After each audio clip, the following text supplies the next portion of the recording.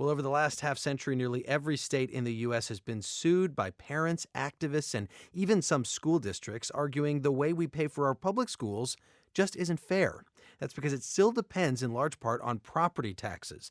The Texas Supreme Court is expected to rule on just such a case brought by some 600 districts. Trial Judge John Dietz ruled that the Texas funding system fails disadvantaged kids, especially English language learners and children living in poverty.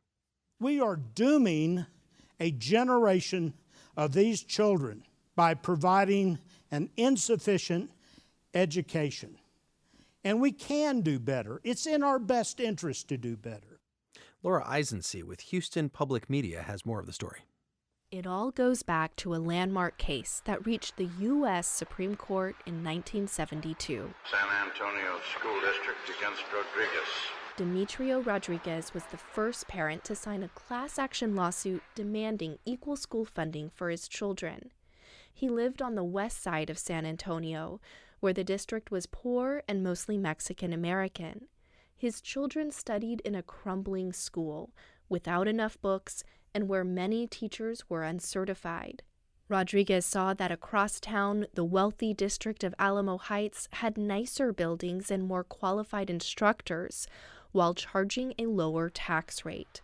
Here's his attorney, Arthur Gotchman. Are we going to have two classes of citizens, minimum opportunity citizens and first-class citizens? You're hearing a recording from Oyez, an archive of the U.S. Supreme Court. The attorney for Texas, Charles Allen Wright, admitted the state's funding system wasn't perfect, but that it was important to keep it local. It ensures a basic education to every school child in the state, and that then lets districts, if they have money and want to spend money, go beyond that. In a 5-4 vote, the Supreme Court ruled there was no right to equal school funding in the U.S. Constitution. In the 4 decades since, nothing changed. Patty Rodriguez is the daughter of the late Demetrio Rodriguez.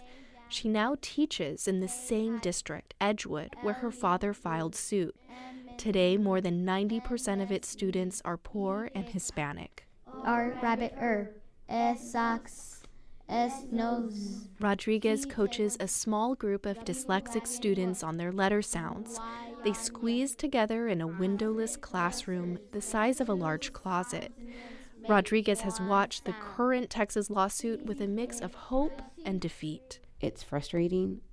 After a while, it just kind of, you ask yourself, is it ever really going to change? According to numbers from Education Week, Edgewood spends roughly $9,400 per pupil.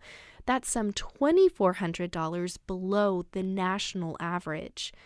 In response to the current suit, State Senator Paul Bettencourt, a Houston Republican, says districts have the money they need. In the last legislative session, they put billions of dollars of more money into the system above what's needed to handle student growth over the next biennium, $2.5 billion to be precise. One of the attorneys defending Texas before the state Supreme Court, Rance Kraft, also wanted to be clear.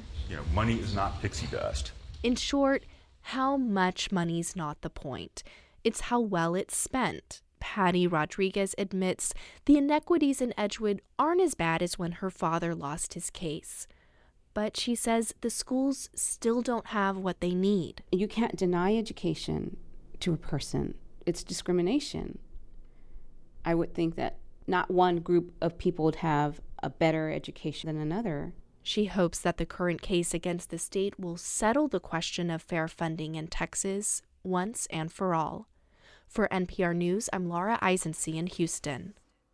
And that piece was part of the NPR Ed Team's coverage of how states pay for their public schools. More of that reporting at hereandnow.org.